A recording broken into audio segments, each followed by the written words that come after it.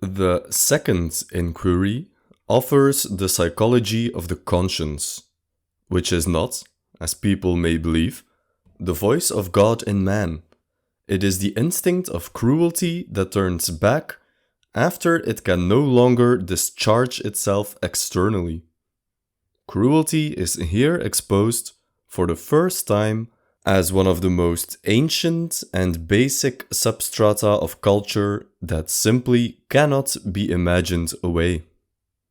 I regard the bad conscience as the serious illness which man was bound to contract under the stress of the most radical change which he has ever experienced. That change, when he found himself finally imprisoned within the pale of society and of peace.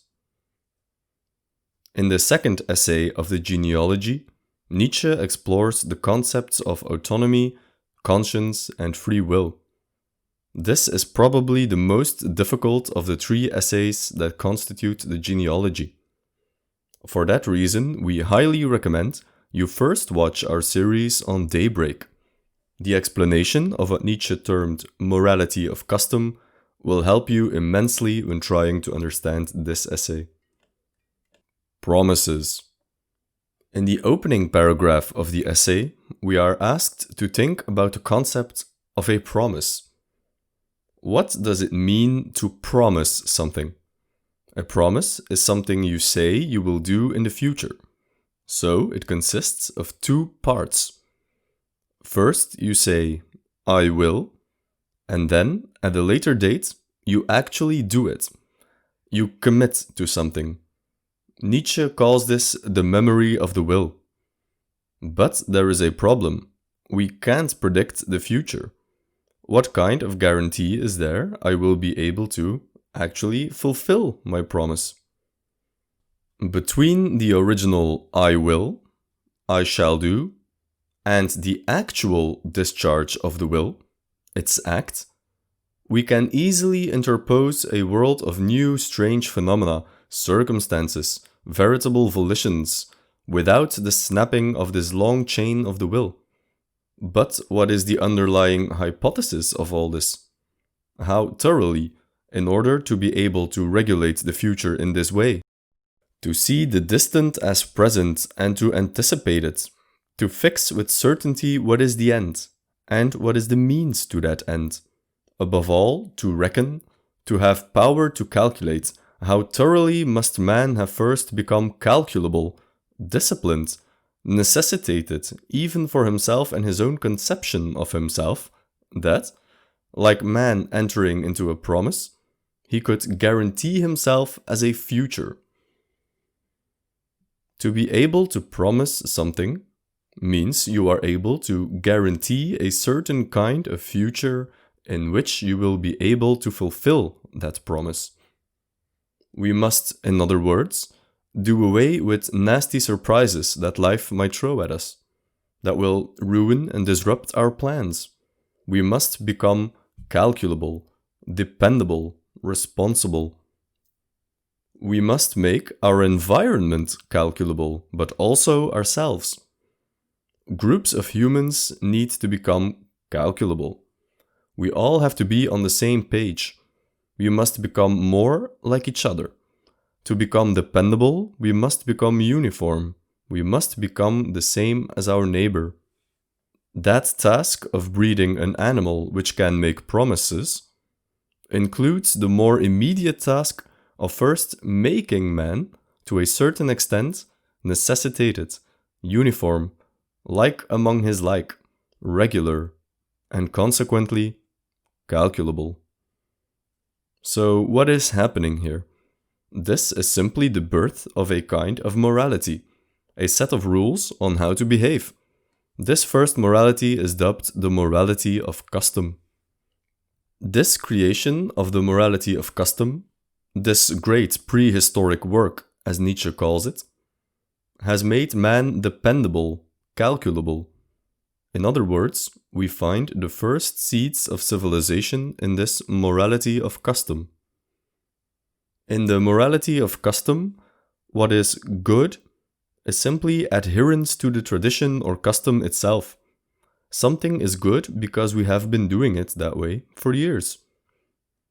The morality of custom is a constraining process, taking the raw human material and molding it into obedience to the herd.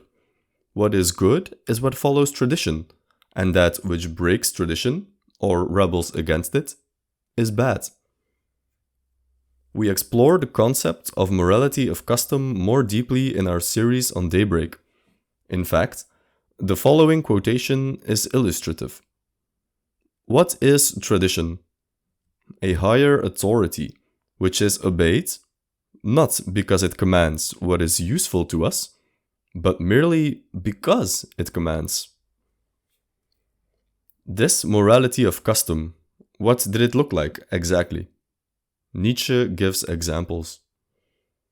In primitive times, the domain of morality included education and hygienics, marriage, medicine, agriculture, war, speech and silence, the relationship between man, and between man and the gods.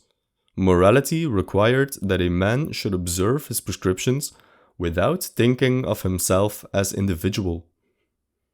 This long prehistoric work of the creation of a morality of custom, the constraining of human impulse, the making of a calculable human, this large, difficult work will bear a strange fruit. Bad conscience. The sight of suffering does one good. The infliction of suffering does one more good. This is a hard maxim, but nonetheless a fundamental maxim, old, powerful, and human, all too human. Nietzsche believes mankind is characterized by an instinctive pleasure for inflicting cruelty. However, when man is prevented from satisfying this drive outwardly, it will have to turn inward. This is what happens when a morality of custom has established itself. In the domesticating of man, in other words, in making him civilized, we are doing away with external shows of cruelty. Yet the drive for cruelty remains. It's a part of who we are. So, when we cannot be cruel to other humans, we must be cruel towards ourselves. Just how is this cruelty against ourselves manifested? It is manifested in our bad conscience. Enmity, cruelty, the delight in persecution, in surprises, change, destruction. The turning all these instincts against their own possessors. This is the origin of the bad conscience. It was man who, lacking external enemies and obstacles, and imprisoned as he was in the oppressive narrowness and monotony of custom, in his own impatience, lacerated, persecuted, gnawed, frightened, and ill-treated himself. It was this animal in the hands of the tamer which beat itself against the bars of its cage. It was this being who, pining and yearning for that desert home of which it had been deprived, was compelled to create out of its own self an adventure, a torture chamber, a hazardous and perilous desert. It was this fool, this homesick and desperate prisoner, who invented the bad conscience. So, in short, the bad conscience is the result of our desire to inflict cruelty, which cannot find an external object, and so turns in on itself. The bad conscience is a form of self-torture, but also a source of pleasure, because we enjoy inflicting suffering, even if we do not enjoy undergoing suffering. What does this mean for man? It means man is sick. But thereby he introduced that most grave and sinister illness from which mankind has not yet recovered, the suffering of man from the disease called man, as the result of a violent breaking from his animal past, the result, as it were, of a spasmodic plunge into a new environment and new conditions of existence. the result of a declaration of war against the old instincts which up to that time had been the staple of his power, his joy, his formidableness. Civilization requires us to give up our primal instincts, most importantly our instinct for cruelty. Then we internalize this instinct because it needs an outlet.